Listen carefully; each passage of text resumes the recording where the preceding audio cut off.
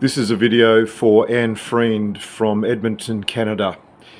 And I'm going to make it publicly available because the things I want to say are deep, heartfelt, and I think they come from others that have inspired me and experiences that I've had. And well, as a choir director once told me when I sang a song in the stairwell at the National Folk Festival in Canberra, and a young woman in front of me broke down in tears, and her partner eventually had to help her down the stairs and away. And I said to my choir director afterwards, I said, I feel awful. I feel awful. I did not want somebody to feel pain, even though it's not my song, but for me to sing that a cappella solo, I did not want someone to be hurt. And Miguel looked at me, and with the wisdom of his years and his art and his songs, he looked at me and said, Bill, maybe that's exactly what she needed to hear right now. I'm in Brisbane, I'm on the 72nd floor, and you might think, well, what a fucking knob. No, do you know what? It's not that expensive. It really is not.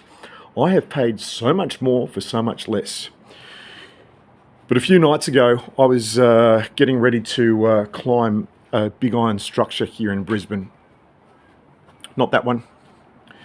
That one. That is the Story Bridge. So it was a Friday night, and I was out thinking, okay, you can control your alcohol intake and you can get ready to climb that bridge. But I was sitting in a French cocktail bar about 10:30 p.m. thinking this is okay. I've got to be up at 4-ish to be down there at 4:30 to start climbing at 4:45. I can do this because I haven't had that much. And I happened to open social media, and Anne Friend's mother had just died. And there's a backstory to that, and she's made it publicly available, and I'm mentioning it because she has made it publicly available. I'm coming up to August where I've got 4 anniversaries, and they're pretty big ones. Father, 20 years dead. Mum, 10 years dead. Brother, 28 years dead. And there's another one as well. What happened was, in that moment when I read that Anne Friend's mother had died, and we share so many things. We share Celtic humour, Canada, Australia, Ireland, Scotland, all of those things. We share a Dutch connection.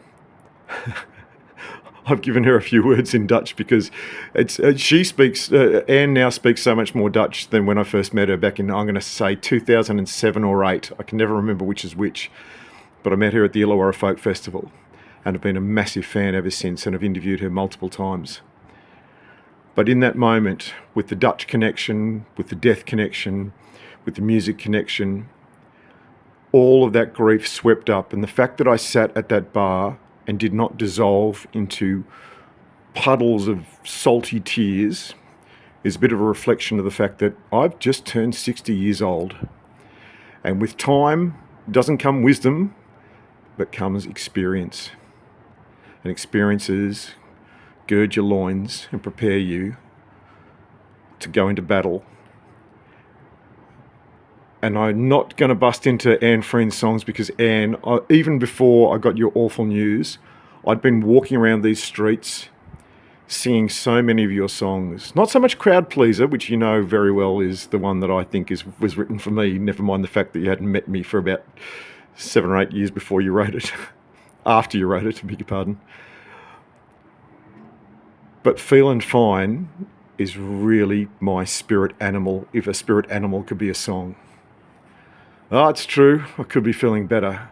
Oh, it's true, I find myself avoiding looking in the mirror. And oh, it's true, sometimes a sad song comes on the radio, but otherwise, I'm feeling fine. And you have given me the soundtrack of my life ever since I met you. I'm not kidding. I love you, I love Rooster, I love your band, I love your collaborations, I love everything, and I am grieving deeply and deeply for your... I was about to say the L word, but I don't like it because I watch too much American television, and S for your L is a bit of an anathema.